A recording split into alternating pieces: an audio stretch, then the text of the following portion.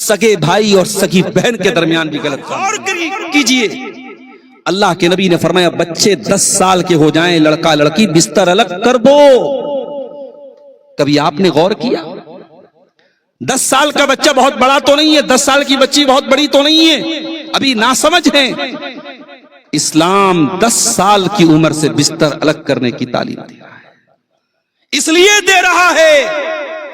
شیطان کب کس کا دماغ خراب کر دے ہم نہیں جانتے، شیطان کب کس کے دماغ میں گندگی اور غلاظت ڈال دے ہم نہیں جانتے، اور مثالیں موجود ہیں۔ لاپرواہی برتی گئی تو سگے بھائی اور سگی بہن کے درمیان بھی غلط کام ہوئے ہیں۔ میرے ساتھی، میرے بھائیوں، اسلام پردے کا مذہب ہے، اسلام تقدس کا مذہب ہے، اسلام گندگی کی اجازت نہیں دیتا، اسلام بدکاری کی اجازت نہیں دیتا۔ فرمایا جب تمہارے بچے 7 سال کے ہو جائیں نماز کا حکم دو، اور 10 سال کے ہو جائیں اور نماز نہ پڑھے تو ان کی پٹائی کرو۔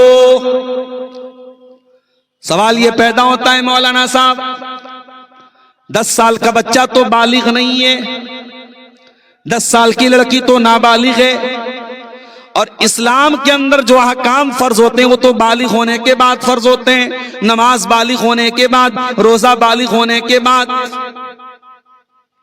10 سال کا لڑکا تو نابالغ ہے، پھر نماز نہ پڑھنے پر اس کی پٹائی کرنے کا حکم کیوں دیا جا رہا ہے؟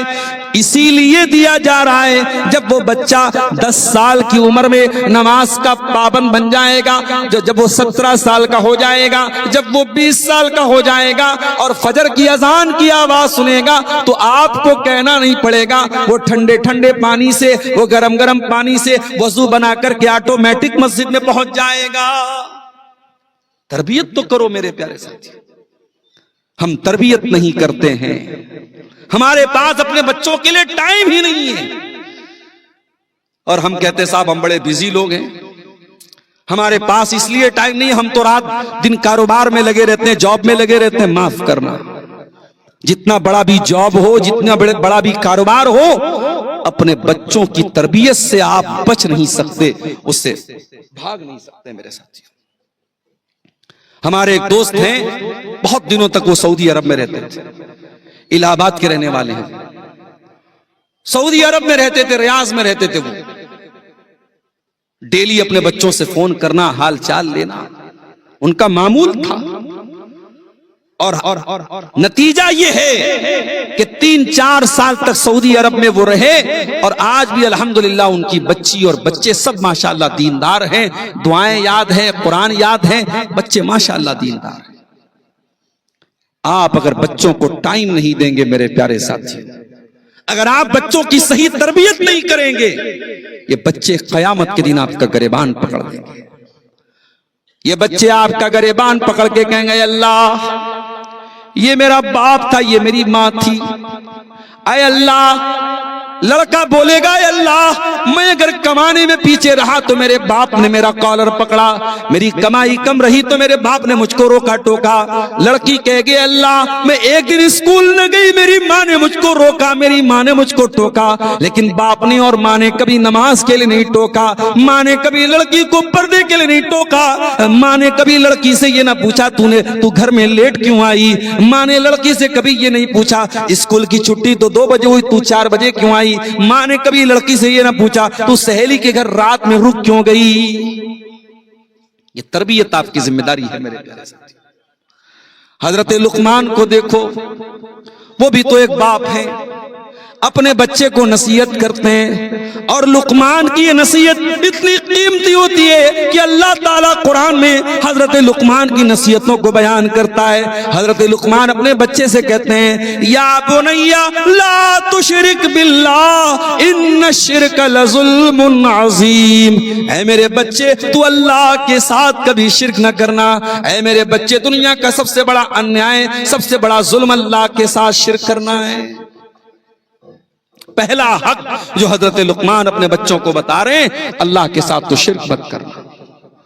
اس کے بعد کہتے ہیں یا بنی انہا ان تک مثقال حبۃ من خردل فتکن فی صخرۃ او فی السماوات او فی الارض یأتی بہا اللہ. اے میرے بچے، ایک رائی کے دانے کے برابر کوئی چیز ہوگی، آسمانوں میں کہیں ہوگی، زمین میں کہیں ہوگی، کسی چٹان کے اندر چھپی ہوئی ہوگی. یأتی بہا اللہ، اللہ تعالیٰ اس رائی کے دانے کے برابر چیز کو بھی تیرے سامنے لے آئے گا. ان اللہ لطیف خبیر، اللہ تعالیٰ باریک سے باریک چیز کی خبر رکھنے والا ہے. لقمان کے جیسے باپ بنو میرے پیارے ساتھی. باپ بننا ہے. حضرت عبداللہ بن مسعود کو دیکھو، رات میں تہجد کی نماز پڑھ رہے ہیں اور سورہ کہف کی تلاوت کر رہے ہیں، اور سورہ کہف پڑھتے پڑھتے عبداللہ بن مسعود اس آیت پر پہنچتے ہیں. اللہ فرماتا ہے فَوَجَدَا فِيهَا جِدَارًا يُرِيدُ أَن يَنقَضَّ فَأَقَامَهُ قَالَ لَوْ شِئْتَ لَاتَّخَذْتَ عَلَيْهِ أَجْرًا. حضرت موسیٰ علیہ السلام اور حضرت خضر علیہ السلام جب دونوں ایک گاؤں میں گئے اور گاؤں والوں سے انہوں نے کھانا مانگا، گاؤں والوں نے کھانا دینے سے انکار کر دیا. وہ دونوں بیچارے تھکے ہارے بیٹھ گئے. وہاں دونوں نے دیکھا کہ ایک دیوار گرنے والی ہے. حضرت خضر کھڑے ہوئے اور انہوں نے دیوار کو ٹھیک کر دیا. دیوار کو ٹھیک کر دیا. حضرت موسیٰ علیہ السلام نے بڑے غصے میں کہا ایک کنجوس لوگ ہیں، ان لوگوں نے کھانا تک نہیں کھلایا اور آپ نے دیوار ان کی فری میں ٹھیک کر دی. ان سے پیسہ لے لینا چاہیے تھا، اجرت لے لینا چاہیے تھا. حضرت خضر نے کہا وَأَمَّا الْجِدَارُ فَكَانَ لِغُلَامَيْنِ يَتِيمَيْنِ فِي الْمَدِينَةِ وَكَانَ تَحْتَهُ كَنْزٌ لَهُمَا وَكَانَ أَبُوهُمَا صَالِحًا. اے موسیٰ، وہ دیوار جو گرنے والی تھی وہ دو یتیم بچوں کے مکان کی دیوار تھی. اس مکان کے اندر دو یتیم بچے رہا کرتے تھے اور اس دیوار کے نیچے ان دونوں یتیم بچوں کے باپ نے خزانہ دبایا تھا. خزانہ دبا کے مر گیا تھا باپ. اے موسیٰ، اگر دیوار گر جاتی، خزانہ لٹ جاتا، گاؤں والے لوٹ لیتے. چونکہ بچوں کا باپ نیک انسان تھا. وَكَانَ أَبُوهُمَا صَالِحًا، بچوں کا باپ نیک تھا، اس لیے اللہ تعالیٰ نے مجھے حکم دیا کہ میں دیوار کو ٹھیک کر دوں تاکہ بچے کل جب جوان ہو جائیں تو اپنے باپ کا خزانہ حاصل کر لیں. یہ ہے اولاد. اولاد کو پھل مل رہا ہے باپ کی نیکی کا. جو باپ نیک ہوگا وہ جائیداد بنا کے جائے چاہے نہ جائے، وہ بینک میں بیلنس چھوڑ کے جائے یا نہ جائے، وہ زمینیں اور جائیدادیں چھوڑ کے جائے چاہے نہ جائے، اگر باپ نیک ہے اس کی نیکی کا پھل اس کے بچوں کو ضرور ملے گا. میرے پیارے ساتھی، حضرت عبداللہ بن مسعود قرآن کی یہی آیت پڑھ رہے تھے. یہی آیت پڑھتے پڑھتے رونے لگتے ہیں اور سلام پھیر کے اپنے بچے کی طرف دیکھ کے کہتے ہیں من اجلک یا بنیا، ہے میرے بچے، رات کا سناٹا ہے، تیرا باپ تہجد کی نماز پڑھ رہا ہے. اے میرے بچے، تیرا باپ تیرے لیے نماز پڑھ رہا ہے، تیرا باپ تیرے لیے تہجد کی نماز پڑھ رہا ہے تاکہ کل تیرے کام آ جائے تیرے باپ کی نیکیاں. اے میرے بچے دیکھ، موسیٰ علیہ السلام کے دور میں بچوں کو ان کے ماں باپ کی نیکی کام آئی. اے میرے بچے، تیرا باپ تیرے لیے اتنی محنت کر رہا ہے. ہم اور آپ جب تک نیک نہیں بنیں گے ہمارے بچوں کی دنیا نہیں بن سکتی. میرے پیارے ساتھی، ہم اور آپ اپنے بچوں سے بہت پیار کرتے ہیں. ہم کہیں اچھی جگہ گھومنے جاتے ہیں، بچوں کو لے کے جاتے ہیں. کسی اچھے ہوٹل کا کھانا کھاتے ہیں، بچوں کو سوچتے ہیں بچوں کو بھی کھلا دیں. ہم چھوٹے چھوٹے بچے ہمارے ہوتے ہیں تو وہ اور زیادہ ہمیں عزیز ہوتے ہیں. کہ ہم نہیں چاہیں گے کہ ہم اپنے بچوں کو جنت میں بھی لے کے جائیں؟ اگر ہم چاہتے ہیں کہ اپنے بچوں کو جنت میں لے کے جائیں تو ہمیں اپنے بچوں کی اچھی تربیت کرنی پڑے گی. میرے پیارے قرآن کہتا ہے والذین آمنوا واتبعتهم ذریتهم بإیمان الحقنا بهم ذریتهم وما التناهم من عملهم من شیء. جو ایمان والے ہوں اور ان کی اولاد بھی ان کے نقش قدم پہ چلنے والی ہو، اولاد بھی ان کے پیچھے پیچھے چلنے والی ہو، تو اللہ فرماتا ہے ہم ماں باپ کو بھی جنت میں داخل کریں گے اور اولاد کو بھی جنت میں داخل کریں گے. ہم ود فیملی، پریوار کے ساتھ ان کو جنت میں داخل کریں گے. دعا کرو میرے پیارے ساتھیوں کہ اللہ ہم سب کو پریوار کے ساتھ جنت میں داخل کر۔ نبیوں نے پریوار کے ساتھ جنت میں جانے کی دعائیں مانگی۔ حضرت ابراہیم علیہ السلام دعا کرتے ہیں رب اجعلنی مقیم الصلاة ومن ذریتی ربنا وتقبل دعا، پروردگار تو مجھے بھی نماز قائم کرنے والا بنا اور میری اولاد کو بھی نماز قائم کرنے والا بنا۔ اور قرآن میں اللہ نے اپنے نیک بندوں کی دعا بیان کی ربنا حب لنا من ازواجنا وذریاتنا قرۃ اعین واجعلنا للمتقین اماما، اے پروردگار ہمارے بیوی بچوں کو ہماری آنکھوں کی ٹھنڈک بنا دے اور ہمیں متقیوں کا امام بنا دے۔ اولاد کی تربیت کرو میرے پیارے ساتھ، یہ حق ہے اولاد کا آپ کے اوپر، گردن پکڑ لے گی آپ کی اولاد اگر آپ نے اس کا حق ادا نہیں کیا۔ میں کہتا ہوں بچہ یتیم وہ نہیں ہے جس کے ماں باپ دنیا سے چلے جائیں، اس سے بڑا یتیم تو وہ بچہ ہے ماں ہے باپ ہے مگر تربیت نہیں کرتے، وہ بچہ اپنے ماں باپ کے رہتے ہوئے یتیم ہے میرے ساتھ۔ عربی کا ایک شاعر کہتا ہے لیس الیتیم من انتہا ابواہ من ہم الحیات وخلفاہ ذلیلا، ارے یتیم وہ نہیں ہے جس کے ماں باپ اس کو چھوڑ کے چلے گئے ہوں، ان الیتیم هو الذی تلقى له اما تخلت وابا مشغولا، ارے یتیم تو وہ بچہ ہے جس کی ماں کے پاس اس کے لیے ٹائم نہیں، جس کے باپ کے پاس اس کے لیے فرصت نہیں۔ سماج کی اصلاح اگر کرنا ہے میرے پیارے ساتھیوں ہمیں اپنی اولاد کی تربیت پر دھیان دینا پڑے گا، اپنی اولاد کے اندر یہ تصور پیدا کرنا پڑے گا اللہ دیکھ رہا ہے، اور جب تک یہ تصور نہیں پیدا ہوگا سماج سے کرپشن نہیں ختم ہو سکتا، سماج سے برائیاں نہیں ختم ہو سکتا۔ یعلم خائنۃ الاعین وما تخفی الصدور، میرے بندو اللہ تعالیٰ تو وہ ہے جو تمہاری آنکھوں کی چوریوں کو بھی جانتا ہے۔ جب تم راستہ چلتے ہو، جب تم سڑکوں پہ چلتے ہو، گلیوں میں چلتے ہو، جلسوں اور پروگراموں میں جاتے ہو اور تمہارے سامنے سے کوئی عورت کوئی لڑکی نظر آتی ہے اور تمہاری کنکیاں تم اپنی کنکیوں سے اس کو دیکھنے لگتے ہو، تم ظاہر تو ایسا کرتے ہو جیسے تم اس کو نہیں دیکھ رہے ہو لیکن کنکیوں سے تم اس کی طرف دیکھتے رہتے ہو۔ یعلم خائنۃ الاعین وما تخفی الصدور، اللہ تعالیٰ تمہاری آنکھوں کی چوریوں کو بھی جانتا ہے، وما تخفی الصدور، اور اللہ تو تمہارے دلوں کے بھید کو بھی جانتا ہے۔ ابھی تک کوئی ایسا اسکینر نہیں آیا ہے جو دل کے بھیدوں کو جان سکے، کوئی ایسی الٹرا ساؤنڈ مشین نہیں آئی ہے جو دماغ کے خیالات اور دل میں چلنے والے خیالات کو وہ سامنے لے کے آ سکے، مگر اللہ وہ ہے جو آپ کی آنکھوں کی چوریوں کو بھی جانتا ہے اور آپ کے دل کے اندر چھپے ہوئے خیالات کو بھی جانتا ہے۔ قرآن کے 30ویں پارے میں سورہ علق میں اللہ نے فرمایا الم یعلم بان اللہ یرا، اے انسان کیا تو نہیں جانتا کہ اللہ دیکھ رہا ہے، اللہ کو سب کچھ معلوم ہے۔ اے انسان تو اپنی منمانیاں کرتا چلا جا رہا ہے، تو گناہ کرتا چلا جا رہا ہے، تو اللہ کے رسول کی مخالفت کرتا چلا جا رہا ہے۔ الم یعلم بان اللہ یرا، کیا تو نہیں جانتا کہ اللہ دیکھ رہا ہے؟ یہ جو خیال ہے میرے پیارے ساتھی، اللہ دیکھ رہا ہے، بہت ساری برائیوں کی جڑ کو ختم کرنے والا یہ خیال ہے، اللہ دیکھ رہا ہے۔ قرآن کریم سورہ لقمان، حضرت لقمان اپنے بچے سے کیا کہتے ہیں؟ او دنیا کے والدین، تم اس بات کی شکایت کرتے ہو کہ ہمارے بچے ہماری باتیں نہیں مانتے، ہماری نوجوان نسل بڑی ہماری نافرمان ہو چکی ہے، ذرا غور کر کے بتانا تم نے آخری ٹائم اپنے بچوں کو سمجھانے کے لیے، نصیحت کرنے کے لیے، دین سکھانے کے لیے آخری ٹائم تم نے کب وقت نکالا تھا؟ تم نے آخری بار اپنے بچوں کو نماز کے لیے کب بولا تھا؟ تم نے جوان بیٹی کو دوپٹے کے لیے کب بولا تھا؟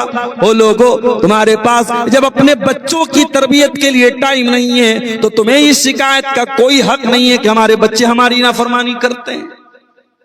آپ نے اپنا حق ہی ادا نہیں کیا. آپ کو معلوم ہی نہیں کہ اولاد کا حق کیا ہے. ارے اولاد کا حق تو تبھی شروع ہو جاتا ہے جب آپ کی ماں آپ کے لیے رشتہ تلاش کرنے جاتی ہے. جب آپ کی ماں اپنے گھر میں بہو لانے کے لیے جب رشتہ تلاش کرنے جاتی ہے تو شریعت تو وہیں سے کہتی ہے کہ بچے کا حق تو وہیں سے شروع ہو جاتا ہے کہ آپ کے ہونے والے بچوں کے لیے ایک اچھی ماں تلاشی جائے. گھر والوں کو یہ وصیت کر دو, گھر والوں کو یہ سمجھا دو, جب میرے لیے رشتہ تلاش کرنے جانا, خوبصورتی بعد میں دیکھنا, پیسہ بعد میں دیکھنا, خاندان بعد میں دیکھنا, پہلے دینداری دیکھ کر کے میرے لیے بیوی لانا تاکہ میرے ہونے والے بچوں کو دیندار ماں ملے. بچے کا پہلا حق تو وہیں سے شروع ہو گیا. آپ کی ماں آپ کے لیے رشتہ تلاش کرنے جا رہی ہے, وہیں سے آپ کے ہونے والے بچوں کا پہلا حق شروع ہو گیا. بچہ پیدا ہوا, ابھی بچہ پیدا نہیں ہوا, شادی ہو گئی آپ کی, بیوی سے ملنے جا رہے ہیں آپ. نبی نے دعا سکھائی, بسم اللہ اللہم جنبنا الشیطان وجنب الشیطان ما رزقتنا. اے اللہ, اگر تو نے ہماری اس ملاقات کے ذریعے ہمارے مقدر میں کوئی اولاد لکھی ہے, اے اللہ تو ہمیں بھی شیطان سے بچانا اور ہماری آنے والی اولاد کو بھی تو شیطان سے بچانا. یہ آپ کے ہونے والے بچے کا حق ہے کہ آپ ایک شادی شدہ انسان جب اپنی بیوی کے پاس جائے تو یہ دعا پڑھے تاکہ اس کی اولاد کو اللہ تعالی شیطان سے محفوظ رکھے. بچہ ماں کے پیٹ میں, باپ کی یہ بھی ذمہ داری ہے کہ اپنے ہونے والے بچے کو جو ابھی ماں کے پیٹ میں ابھی دنیا میں نہیں آیا, ماں کے اندر جو خون بن رہا ہے وہی خون اس بچے کی غذا ہے. اسی خون کے ذریعے بچہ 9 مہینے تک ماں کے پیٹ میں پلتا ہے. باپ کی یہ بھی ذمہ داری ہے بچے کے دنیا میں آنے کے پہلے کہ ماں کو حلال کمائی کھلائے, پاک کمائی کھلائے, تاکہ بچہ جو ماں کے پیٹ میں پل رہا ہے وہ حلال کمائی کے ذریعے نشو و نما پائے, وہ حلال کمائی کے ذریعے ماں کے پیٹ میں 9 مہینہ پورا کرے. باپ کی یہ بھی ذمہ داری ہے ان 9 مہینوں میں اپنی بیوی کا خیال رکھے تاکہ بچہ تندرست پیدا ہو. اگر ڈاکٹر نے کہا ہے کہ اس کو آئرن کی ٹیبلٹ دی جائے تو آئرن کی ٹیبلٹ دے وہ باپ. کتنی مائیں ہوتی ہیں جن کی کو دوائیں نہیں ملتی, غذا نہیں ملتی, بچہ کمزور پیدا ہوتا ہے. اور جو بچے پیدائش کے ٹائم کمزور ہوتے ہیں بہت مشکل ہے کہ بعد میں وہ اپنے آپ کو صحیح کر سکیں, کیونکہ جب ماں کے پیٹ میں جو غذائیں بچوں کو ملنی چاہیے وہ بہت ضروری ہے. کچھ گھروں میں ساس جو ہوتی ہے ان کی وجہ سے بھی مسئلہ پیدا ہوتا ہے. بہو کو جو خیال ملنا چاہیے, جو توجہ ملنی چاہیے, جو پیار ملنا چاہیے وہ نہیں مل پاتا ہے ان بچے کی پریگننسی کے دوران. بچہ دنیا میں جنم لے رہا ہے, اذان دی جاتی ہے اس کے کان میں, سنت تو نہیں ہے, اذان کے بارے میں کوئی صحیح حدیث تو نہیں ہے, لیکن ہاں جو حدیثیں اس بارے میں آئی ہے وہ ضعیف ہیں. علماء نے لکھا ہے اگر کوئی اذان دینا چاہے تو دے سکتا ہے, نہ دے تو بھی کوئی حرج کی بات نہیں ہے. ہاں کچھ لوگ کیا کرتے ہیں, ایک کان میں اذان دیتے ہیں دوسرے کان میں اقامت دیتے ہیں, وہ تو بالکل غلط ہے, وہ تو موضوع روایت ہے. صرف ایک کان میں اذان آپ دے سکتے ہیں, وہ بھی سنت سمجھ کے نہیں, یہ سمجھ کر کہ ہمارا بچہ پیدا ہوا ہے, مسلمان کا بچہ ہے, پہلی آواز اس کے کانوں میں اللہ کی توحید کی پہنچ جائے, اس مقصد کے لیے آپ بچے کے کان میں اذان دے دیجیے. اذان دے دی آپ نے, اس کے بعد وہ بچہ 7 دن تک زندہ رہا. اگر 7 دن کے پہلے مر گیا عقیقہ کی ضرورت نہیں. 7واں دن جب آیا, اور یہ بھی مسئلہ یاد رکھو, اگر مغرب کے بعد بچہ پیدا ہوا ہے تو اگلا دن پہلا دن مانا جائے گا. مان لیجئے کہ آج جمعرات کا دن تھا, لیکن بچہ اگر مغرب کے بعد پیدا ہوا ہے تو جمعہ کا دن پہلا دن مانا جائے گا. اور جب جمعہ کا دن پہلا دن ہے تو جمعہ, سنیچر, اتوار, سوموار, منگل, بدھ, جمعرات اس کا 7واں دن مانا جائے گا. تو 7वें दिन आपको अकीका करना है। और अल्लाह के नबी की सुन्नत ये भी है कि 7वें दिन बच्चे का अकीका किया जाए। अगर लड़की है तो 1 जानवर, लड़का है तो 2 जानवर। जानवर का दता होना जरूरी नहीं है, दता है तो अच्छी बात है, दता नहीं है तो कोई हरज की बात नहीं है। जानवर कुर्बानी की तरह बेऐब होना चाहिए और आपको उसका अकीका करना है। अगर आपको अल्लाह ने लड़का दिया और आपके पास 2 जानवर की ताकत नहीं है, 1 ही जानवर की ताकत है, कोई हरज की बात नहीं, आप 1 जानवर कर लीजिए। और ये भी याद रखिए, हदीसों में अकीका में छोटे जानवर का जिक्र है, बड़े जानवर का जिक्र नहीं है। आपको भेड़ा करना है भेड़ा कर दीजिए, बकरा करना है बकरी कर दीजिए, बकरा कर दीजिए, बकरी करना है बकरी कर दीजिए, छोटा जानवर होना चाहिए। बड़े जानवर का अकीका हदीसों से साबित नहीं है, कुछ उलमा ने जायज कहा है, लेकिन बेहतर यह है कि जो हदीस से साबित है, जो सुन्नत से साबित है, उस पर अमल किया जाए। और 7वें दिन आप बच्चे का बाल मुड़वा लीजिए। अगर कोई बीमारी उमारी का मसला है तो अलग बात है, वरना बाल मुड़वा लीजिए और बाल के वजन के बराबर चांदी सदका कर दीजिए। बाल के वजन के बराबर। कितना बाल का वजन होता होगा? 1 ग्राम, 2 ग्राम, 3 ग्राम, और कितना होता होगा? अब आजकल चांदी का रेट भी तो माशाअल्लाह बहुत भाग गया। किसी ने बताया हमको कि पिछले साल चांदी जो थी इसी जनवरी के महीने में 93,000 रुपया किलो थी। 1 किलो चांदी 93,000 में थी 2025 की जनवरी में, और 2026 की जनवरी में वही चांदी 2,93,000 में बिक रही है। 2 लाख बढ़ गया उसका, 3.5 हो गया माशाअल्लाह। तो भाई पता कर लीजिए कि चांदी का क्या रेट है इस वक्त। अब अगर 3.5 लाख में, भाई साहब बता रहे 3.5 लाख में चांदी है, इसका मतलब ये हुआ कि अगर 1 ग्राम बाल निकला है तो 3,500 रुपये का 1 ग्राम चांदी होगी। अगर 2 ग्राम बाल निकला है तो आपको 7,000 रुपये का सदका करना है। उतने का आप सदका कर दीजिए, अल्लाह की राह में आप दे दीजिए। और अकीका के बारे में यह भी सुन लीजिए कि अकीका का गोश्त आप खुद भी खा सकते हैं, नहीं, गरीबों को भी दे सकते हैं, रिश्तेदारों को भी दे सकते हैं। जरूरी नहीं कि आप दावत दें तभी अकीका होगा। आप जानवर ज़बाह कर दें, गोश्त बांट दें आप रिश्तेदारों में, गरीबों में, कोई हरज की बात नहीं है। किसी बकरा काट करके आप मदरसे में दे दे, बच्चों को खिला दे, कोई हरज की बात नहीं, उसमें आपको कोई पाबंदी नहीं। ये सारे हक हैं औलाद के आपके। उसी औलाद का एक हक ये भी है कि आप उसका अच्छा नाम रखें। अगर लड़का पैदा हुआ है अच्छा नाम रखें, अब्दुल्ला रखें, अब्दुर्रहमान रखें, इब्राहिम रखें, मोहम्मद रखें, ईसा रखें, मूसा रखें, यूसुफ रखें। नबियों के नाम पर अपने बच्चों का नाम रखें। बेटी पैदा हुई है फातिमा रख दें, रुकैया रख दें, उम्मे सलमा रख दें, ज़ैनब रख दें, उम्मे हबीबा रख दें, मैमूना रख दें। अल्लाह के नबी की बेटियों के नाम पे रख दें, अल्लाह के नबी की बीवियों के नाम पे रख दें, सहाबियात के नाम पे रख दें। उल्टे सीधे नाम, तुर्की की सीरियलों का नाम और पाकिस्तानी सीरियलों के नाम पर अपने बच्चों का नाम न रखें, जिनकी मीनिंग भी आपको मालूम नहीं है।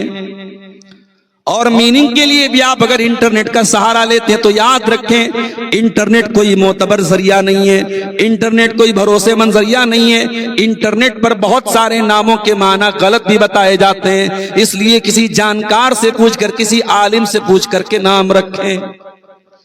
अच्छा, अब मैं तकरीरों में बोलने लगा हूं कि पूछ के नाम रखे, तो मुझे ही लोग मैसेज करते हैं, हर दूसरे दिन मैसेज आता, मौलाना साहब बेटी हुई है नाम बता दो, मौलाना साहब बेटा हुआ। अरे भाई, अब्दुल गफ्फार साहब के पास यही काम बचा है, बेटे बेटी का नाम बताएं।